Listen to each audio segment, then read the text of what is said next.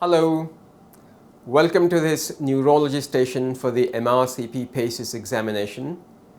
My name is Dr. Punika and I'm the examiner. Along with me I have Dr. Sumi Giridharan, who is the candidate for the examination. So Dr. Giridharan, the instruction for today's examination is, this is a 46-year-old lady who has been referred to the neurology clinic with pain in her feet. Would you like to examine her lower limbs neurologically, please? Afternoon, my name is Dr. Giridharan. I'm one of the doctors. Hello. Is it okay if I call you Nettie? Is that okay? Yeah, that's fine. Is it okay if I examine the neurological system of your legs today? Yeah. Have you got any pain anywhere? It's a little bit sore. Sore? Is it okay? I'll try and be very gentle, but just let me know if it's causing too Okay. much pain. Okay. Do you mind if I just lift this up a little No, bit that's higher? fine. Thank you. Just going to go to the end of the bed. So the first thing I'm going to do is just check the sensation with this cotton wool. Is it okay if I just have a little feel of your chest just to Yeah. show you? So it should feel like this. Yeah, I'm going to start on your leg. So if you close your eyes and tell me when you can feel me touching you with the cotton wool, please. Can you feel that? Can feel that. Yeah. Can you feel that? I can feel that, yeah. Yeah. Can you feel that? No, There, no, there, no, there, no, there, no, there, no, there, no, there. no. Okay, I'm just going to move the cotton wool from the bottom of your leg to the top. Tell me when it starts feeling back to Okay. normal, okay?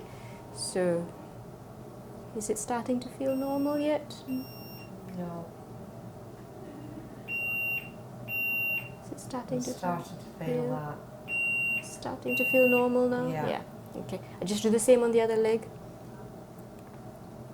Is it still? No. Is it starting to? Starting to feel that. Yeah, I can feel that. Perfect, thank you. The next thing I'm going to do is just to test the sensation with this pin. It's got two sides, a sharp side and a blunt side. If I just demonstrate what it feels like. So this is the sharp side, yeah, and that's the blunt side, okay? Okay. So if I get you to close your eyes and tell me when it feels sharp and when it feels blunt. Okay. What does that feel like? I can feel that. Is it sharp or blunt? That's sharp. And that? Yeah. And that? Sharp or blunt? Blunt. Okay. That, sharp or blunt? Yeah, I can feel that. Sharp or blunt, do you think? Sharp. Sharp. What does this feel? Sharp or blunt? No, it's blunt. Sharp or blunt? Blunt. Okay, you can open your eyes again. What I'm going to do next is just check the position of your toes when your eyes are closed. So what I'll simply do is take your big toe and move it down or up. If you close your eyes for me, and if you tell me whether it's going down or up, okay? Which way is it going now? Down or up? Down. And now? Up. Good. And if I do the same on the other side, so if this is down and this is up, this is, Down. this is Up. good. Okay. I'm just going to test the vibration sense in your legs. So if I come up there again and show you what it feels like. So you should feel a little vibration like that on where I place you. Okay. So if you close your eyes and tell me if you can feel a vibration or just a cold sensation. Vibration. Cold. It's cold, okay. What does that feel like? Cold. Okay. What does that feel like? Cold. Cold. Mm-hmm. Cold. What does that feel like? Cold. Okay. I'm just going to move up a bit higher. I can feel that. Yeah. There's a vibration. Vibration, yeah. What about this side? Yeah, feel the vibration. Okay, perfect. Okay, would you like to present your case, please? Yes, so this 46-year-old lady is presenting with pain in both legs. On neurological examination, she demonstrates loss of 3 sensations, which is fine touch, pinprick, and vibration sense up to the knees. Okay. However, joint position sense was intact and retained. So in conclusion, I would like to complete my examination by doing a motor examination, Okay. but she is demonstrating a symmetrical, distal, predominantly sensory neuropathy. Okay, good. Okay, so you said she's got a distal, predominantly sensory polyneuropathy. What do you think is the most likely cause in this particular patient? Tell me just one cause. Most likely cause would probably be diabetic polyneuropathy. Okay. Let us just ask her, have you had diabetes? For about 20 years. About 20 years now. Okay. Do you tend to look after your sugar? No. Right. Okay. I eat a lot of sweet things. Oh, okay. Well, you will need to be careful. Okay, so let's just come back to the neuropathy that she has. What pathological process might be going on with the nerves? I think because it's a predominantly sensory neuropathy, there's probably involvement of the axonal nerves and the long fibers causing the sensory loss. Okay, so you think there is an axonal loss here? Yep. Involving the long fibers? Yep. Okay, right. Say for example this lady does have a diabetic polyneuropathy.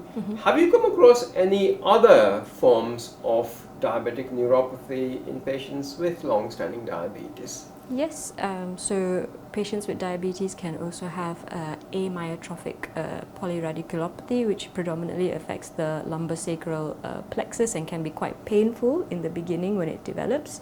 Right. Patient with diabetes can also develop cranial neuropathies or other types of mononeuritis. Okay. Okay. Predominantly, if it affects the cranial nerves, it tends to affect the 3rd, 4th, or 6th cranial nerves, causing ocular palsies.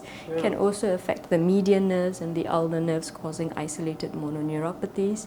Patients with long-standing poor glycemic control can also develop autonomic neuropathy, manifesting with symptoms of postural hypotension or gastroparesis. Okay. Okay, that's good. Now, just tell me, can you think of one intervention that you would institute in this patient to improve her progression of the polyneuropathy?